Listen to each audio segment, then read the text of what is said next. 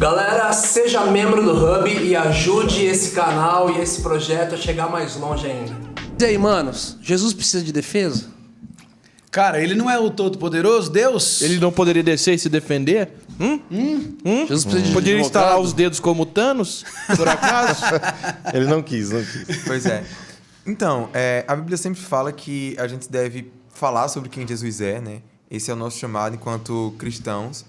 Mas a Bíblia fala que a gente deve estar pronto para dar uma resposta sobre a razão da nossa fé e não sobre defender Jesus de acusações. Quando Jesus estava conversando com os discípulos, ele pergunta quem eles dizem quem eu sou.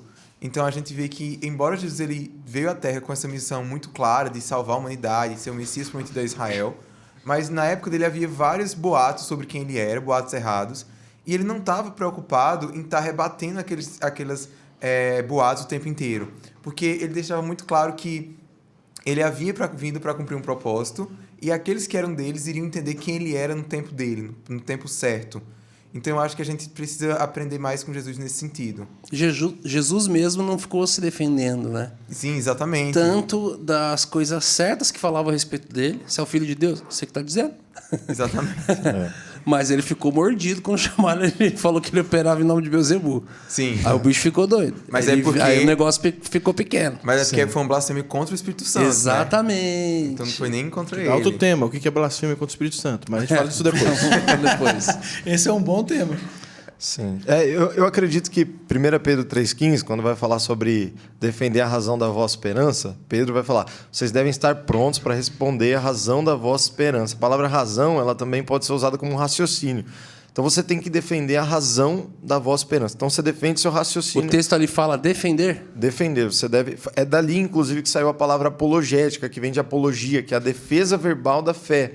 Porque a igreja, no começo, ela estava sendo acusada de canibalismo, porque Jesus falou, coma da minha carne, beba do meu sangue, e a igreja foi acusada de canibalismo por causa disso. Literalmente acusado de canibalismo? Literalmente. 1 Pedro, esse é o contexto ali de 1 Pedro que está acontecendo. E de ateísmo, porque as religiões tinham muitos deuses, e a igreja, assim, enfim, ela veio com um Deus que é único e suficiente.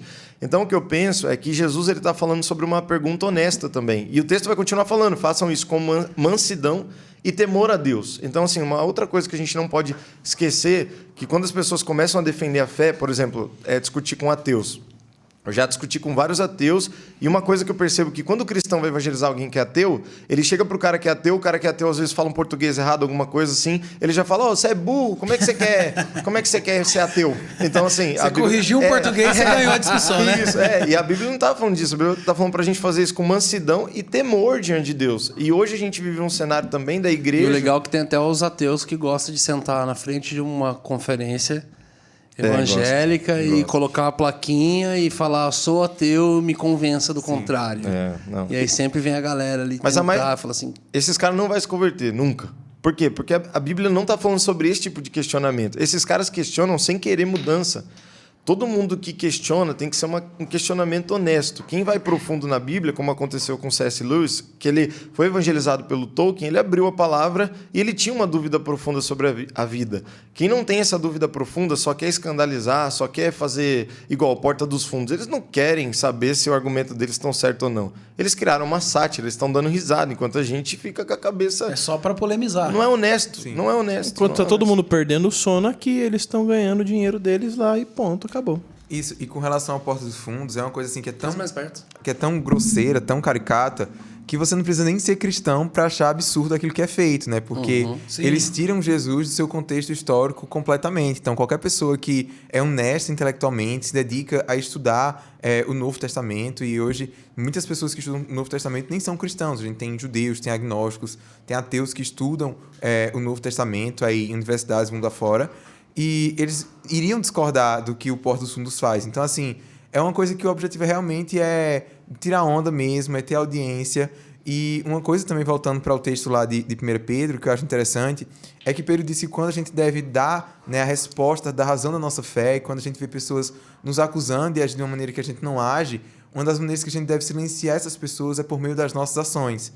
Então, se a partir do momento em que essas pessoas do Porta dos Fundos eles continuarem fazendo esse tipo de chacota contra Jesus, contra o Evangelho, a nossa resposta for simplesmente de ignorar eles, orar por eles e não ficar entrando em bate-boca, e não ficar, muitas vezes, pessoal, vamos fazer um abaixo-assinado e tentar entrar na justiça. E toda essa mentalidade de guerra cultural, é isso que os caras querem.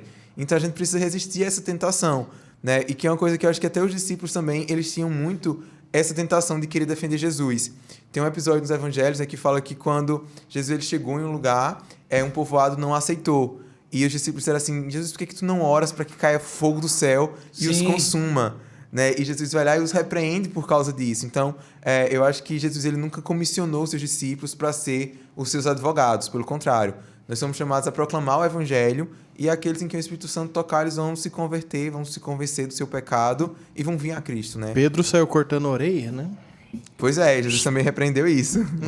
Tá errado, né? O corte da orelha ali já denuncia muita coisa a respeito nosso mesmo, né? Sim. É muito louco porque Pedro ele corta a orelha do soldado Malco.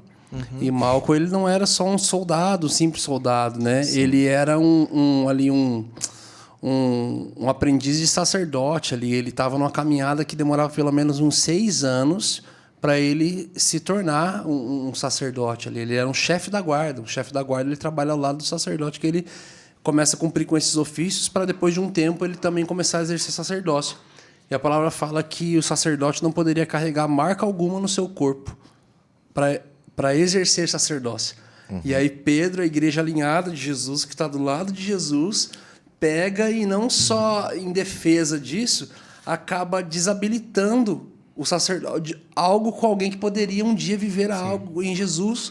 Então Jesus automaticamente, sobrenaturalmente, já coloca aquela orelha no lugar, com aquele olhar de tipo assim, eu não vim rasgar uma orelha, eu vim rasgar um véu. Sim. Eu não vim cortar o acesso daquele que estava no caminho para ter.